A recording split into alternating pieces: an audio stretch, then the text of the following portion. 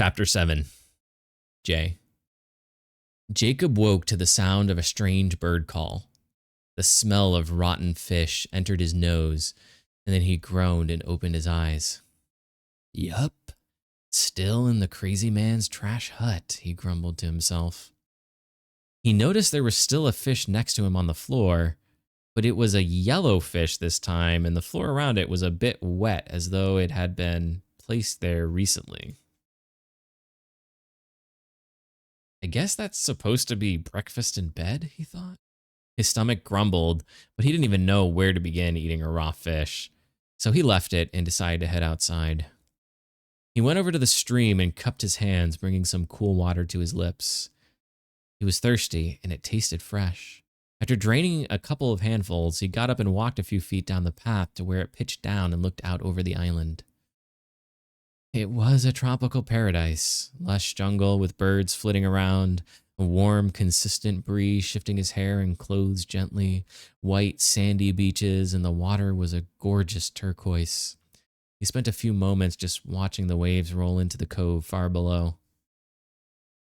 If only the circumstances weren't so grim. He remembered the distant screams coming from the other island.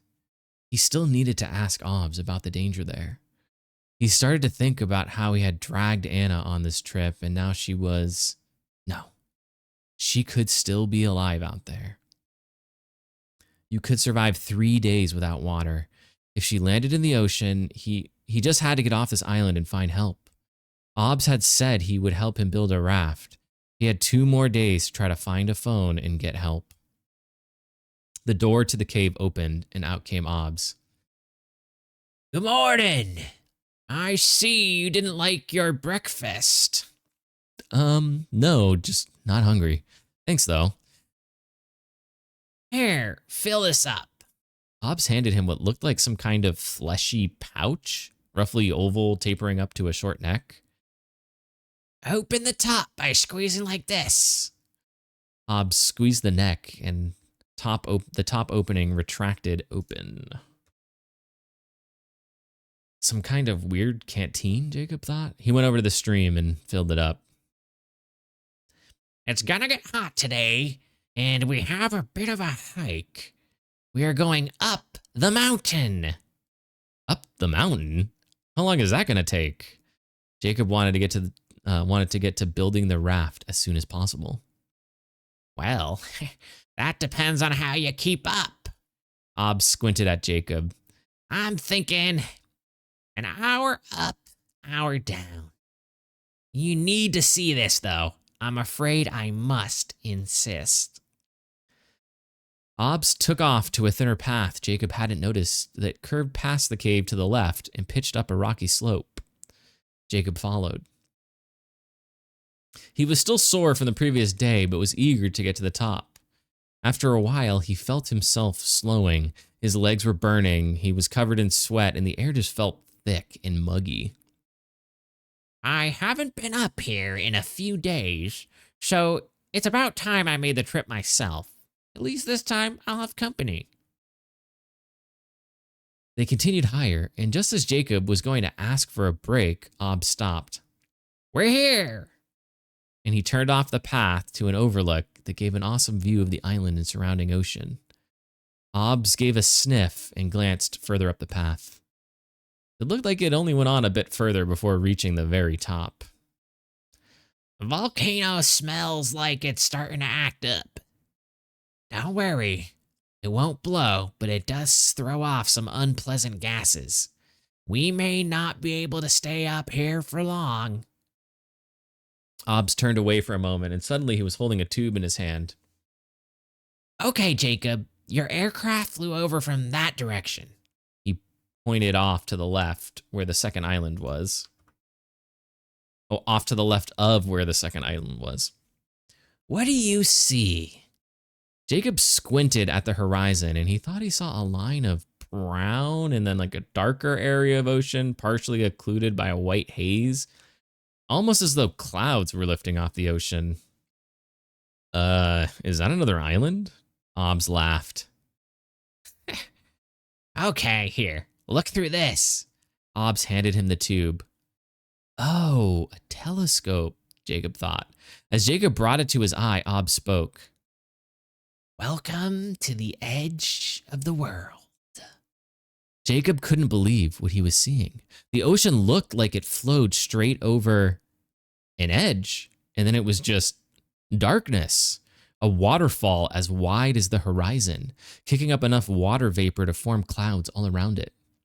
It literally looked like the edge of the world. Impossible, Jacob whispered. I told you, said Obbs.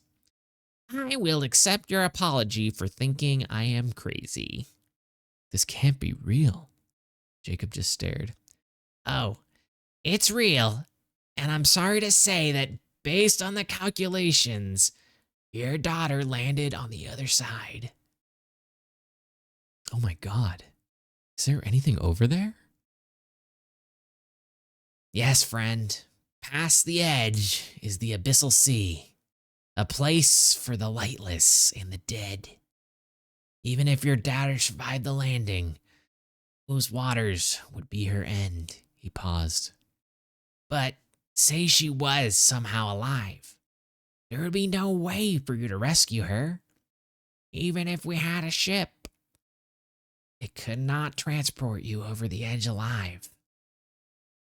Jacob was silent and just continued to stare through the spyglass. How could an entire ocean just keep emptying, he thought.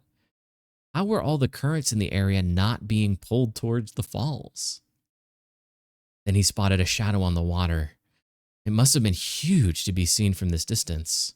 It started moving away from the edge toward the open ocean.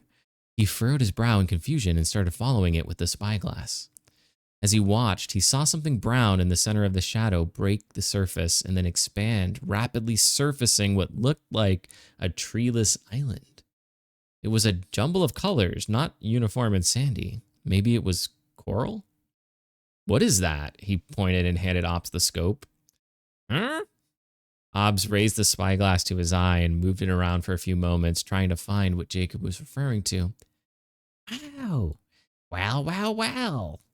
You are very lucky, my friend. I have lived here many years and have only caught the beginning of the migration twice. That is one of the great Coriacea beginning its long journey to the shelf to lay its eggs. You mean that's a whale or a beast or something? No. The closest thing would be a giant turtle. Fascinating creatures and relatively harmless to humans despite their size. Although, I do recommend staying as far away from them as possible, as the Naga hold them sacred, and where they swim, the Naga won't be far. Obbs seemed lost in the moment, and then the spyglass drooped and he suddenly turned to look at Jacob, eyes focused. His next words carried a tone of seriousness. If you are going to leave this island and make it to more settled lands, you will need to leave as soon as possible. Jacob gave him a confused look, and Obbs continued. The migration signals the end of the dream tide and the beginning of the long ebb. Jacob continued to look confused. That means the currents will change. Right now, during the dream tide, the currents are almost neutral, but flow just slightly towards the shelf. That's the direction you want to go, by the way. The direction of land and humans. Over the next week, that flow will slow and then reverse. Understand? You are saying that if I don't leave soon, the currents will just carry me back here? Then I'll be stuck? For how long? Months. It's a whole season, my friend. And you won't be carried back here. If you are mid-journey when the reversal occurs, the currents will pull you out towards the edge.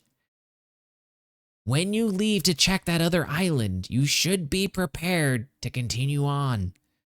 Assuming you can make a raft to get you there. Jacob thought about all the unknowns involved in such a journey. Never mind that he had never sailed before in his life. Obs, what is out there? Is 7 days even enough time to make it all the way? Obs appeared to think on it. Friend, you would not be able to make it all the way to the shelf where the closest humans reside. But there is one place that would at least tolerate our kind. Obs had rushed to correct himself. There is, well, at least there used to be a trade outpost. It was run by the Salt Winds Trade Company. If you get there before the reversal, you might be able to find passage the rest of the way. Be warned, though, humans are banned there. Banned? How does that help me? Well, they probably won't attack or kill you, and maybe if you work on your charm, you can get someone there to help you. At least the island is relatively safe if you had to wait out the long ebb. Do you have a map, or could you sketch me a rough one? Friend, I could try to sketch one, but I am no artist.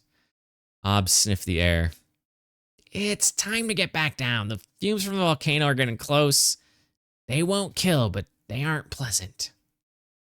As he said that, Jacob also sniffed and got a faint whiff of rotten eggs, which as far as he knew, meant sulfur.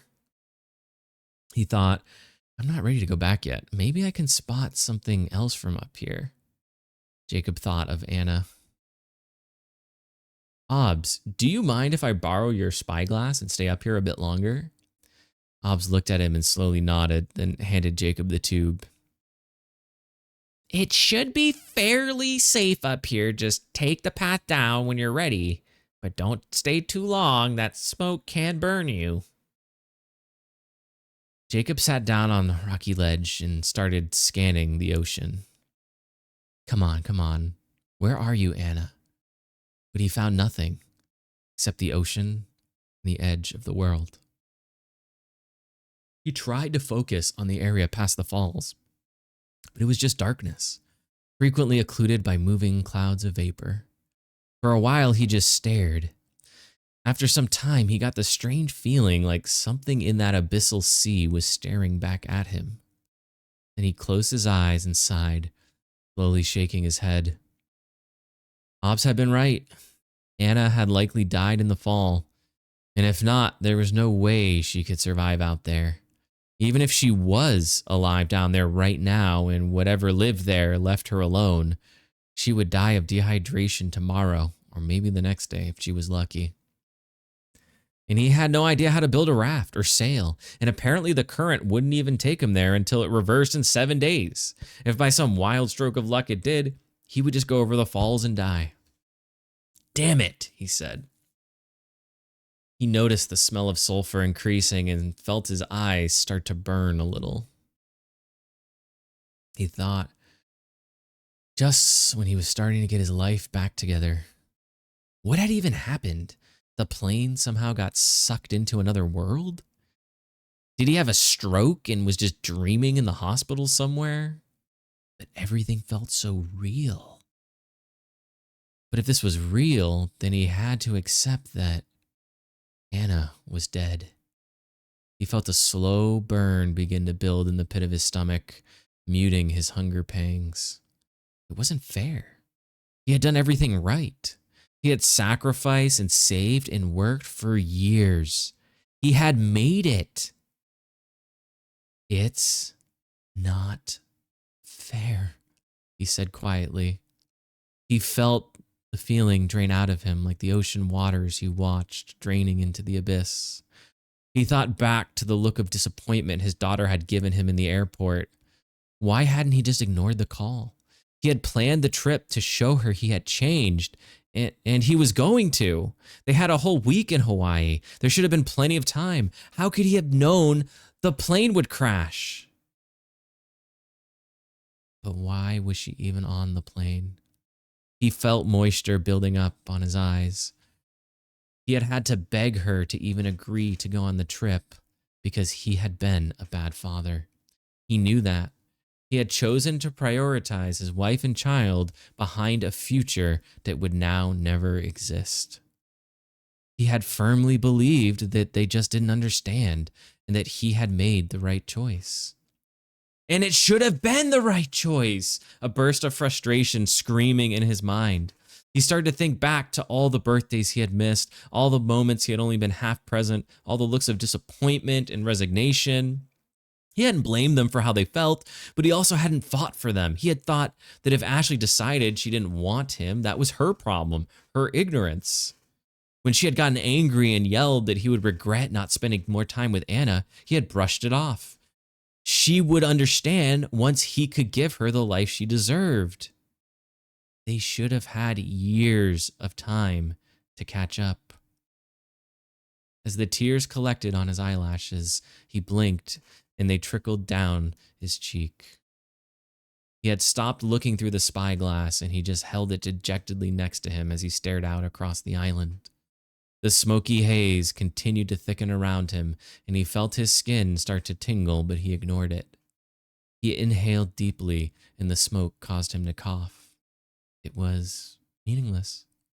Everything that he had worked for. He had ruined his marriage. He had destroyed his relationship with his daughter. Even in the final moments leading up to the crash, he still hadn't made time for her. Even when he didn't need to work for the money. Why? Why did I do that? I knew she just wanted to spend time with me. He thought about how happy she had looked just to talk with him about her plans for college. What is wrong with me? The most shameful thing was that deep down, he knew that even if the plane hadn't crashed, he would still likely be working. Even now, he could feel the urge to reach into his pocket for a phone that wasn't there. What is wrong with me? He shouted at the island. He shook his head and blinked, more tears down his face. Why do I constantly break my promises to the people I care about? Why? He shouted. The haze thickened, burning his eyes and lungs, causing him to cough again. Now his skin was starting to itch. He didn't care. It's my fault. I'm a horrible person, a horrible father. She was such a great kid. She would have been better off with anyone else. She would still be alive. He sat despondent in the thickening corrosive fog, tears trickling down his face, and one thought burned into his core.